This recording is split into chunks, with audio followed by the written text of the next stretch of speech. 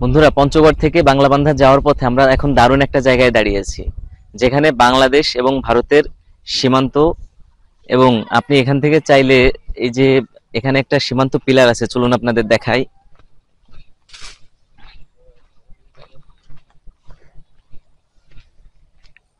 এই যে এখানে দেখতে পাচ্ছেন একটি সীমান্ত পিলার আছে, যেখানে এই যে সামনে যে রাস্তাটা দেখতে পাচ্ছেন, এই রাস্তার বাঁ দিকেরটা হচ্ছে বাংলাদেশ এবং ডান দিকে যে সাদা পতাকা দেওয়া যেটা, এটা হচ্ছে ভারতের চা বাগান। হ্যাঁ বাবা বলো। জি। এই যে এখানে একটা সীমান্ত পিলার আছে,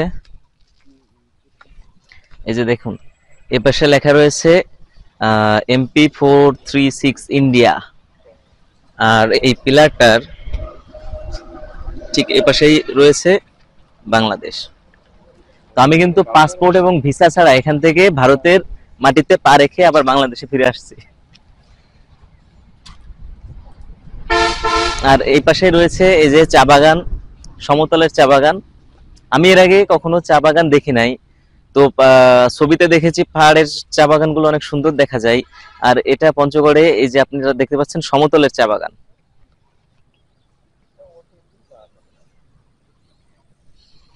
অনেক সুন্দর চা গাছগুলোর প্রত্যেকটার উচ্চতা একদম সমান করে কাটা। আর ওদিকেই রয়েছে ভারতের চা বাগান।